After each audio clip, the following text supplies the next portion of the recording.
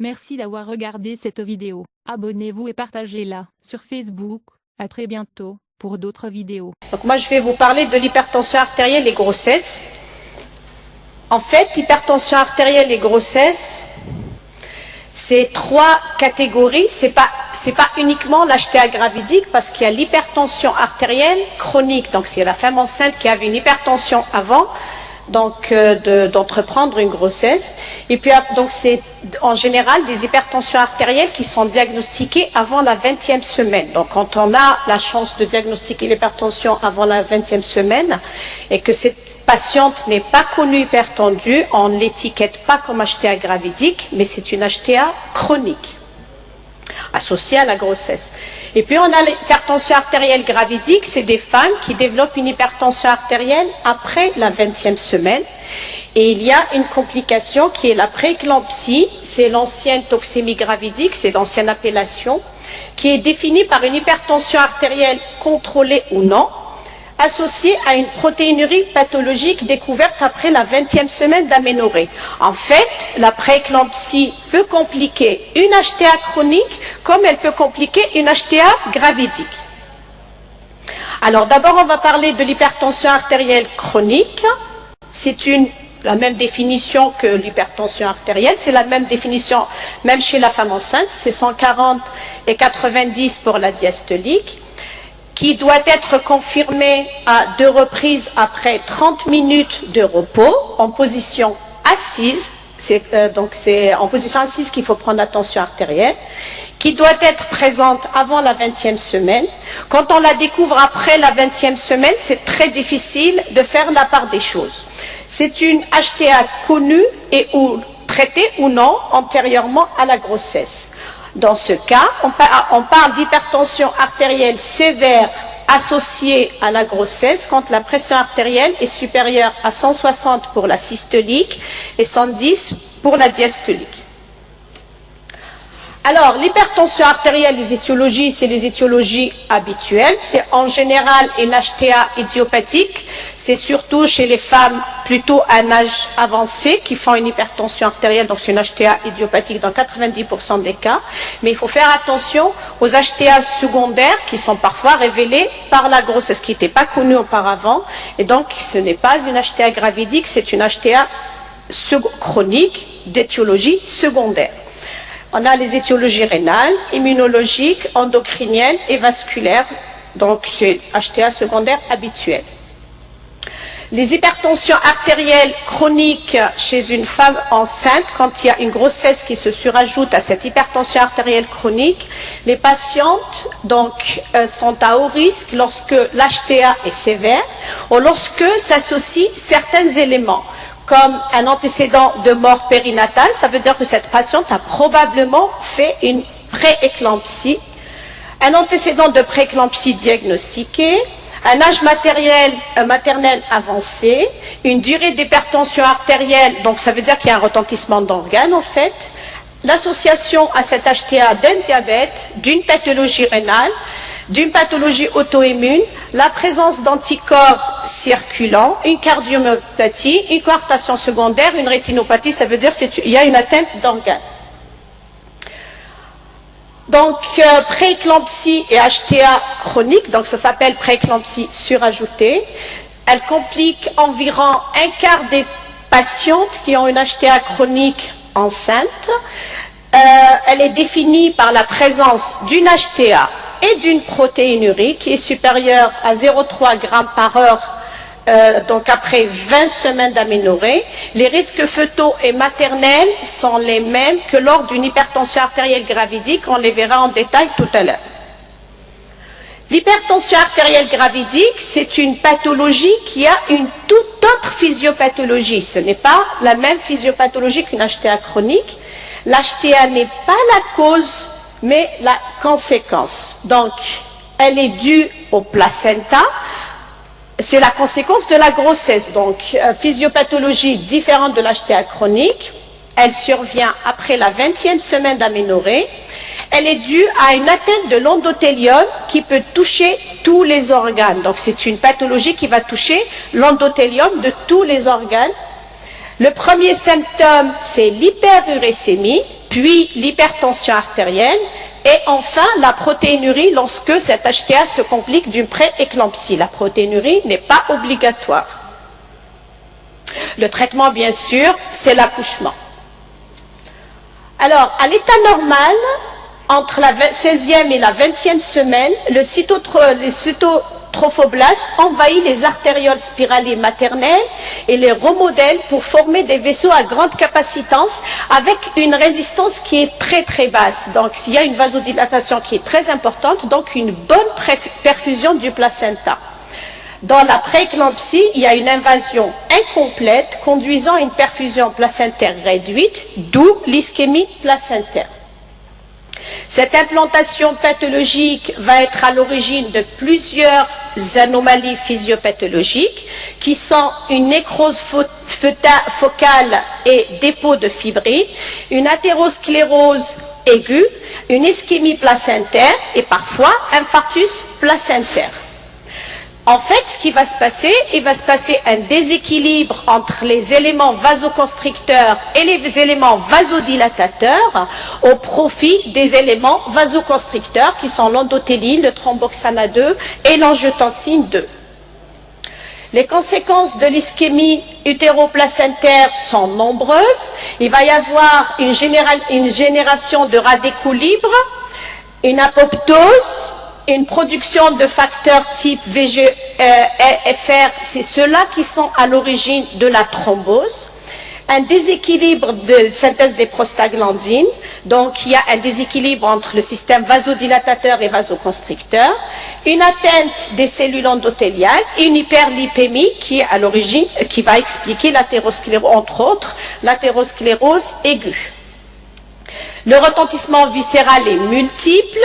On va avoir une atteinte du poumon, du placenta et donc du fœtus, du foie maternel, de l'appareil rénal, du système cardiovasculaire et du cerveau. Donc plusieurs complications sont possibles.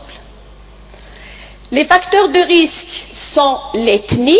Les femmes africaines sont plus à risque. On a un antécédent, les femmes à antécédent de syndrome vasculogravidique sont à risque aussi. Les femmes en surpoids, l'existence d'une HTA labile, d'un diabète, d'une hypercholestérolémie. En fait, tout ça signe l'atteinte endothéliale préexistante, un âge maternel avancé. Et puis, il y a la parité, on peut en parler tout à l'heure si vous voulez. Vous avez les néphropathies, les patientes porteuses de connectivite, de thrombophilie, à l'origine de thrombose des artérioles placentaires et donc d'infarctus placentaire et d'ischémie placentaire. Les procréations médicalement assistées, un antécédent familial de toxémie et de prééclampsie, et puis le stress et un travail très stressant. Alors, quel est le rôle de l'acide urique? J'avais dit tout à l'heure que l'augmentation de l'uricémie précède l'hypertension artérielle, d'où l'intérêt de doser de manière mensuelle l'acide urique, entre autres, chez la femme enceinte, surtout quand elle est à risque. Elle est due à quoi cette hyperuricémie? Elle est due à une production excessive d'acide urique par le placenta ischémié, une baisse de l'excrétion rénale suite à la baisse de la filtration glomérulaire. Le taux d'uricémie est corrélé à un mauvais pronostic. Donc c'est un élément de mauvais pronostic. C'est pour ça qu'une courbe de surveillance est très importante pour voir la cinétique de l'uricémie. Définition donc comment on définit une hypertension artérielle gravidique? C'est une hypertension artérielle de la grossesse ou du postpartum immédiat. C'est la période qui couvre les 6 semaines qui suivent l'accouchement.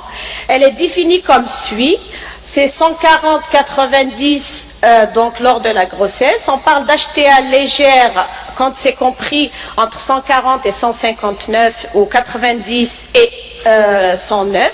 Et on parle d'HTA sévère lorsque c'est supérieur à 160-110.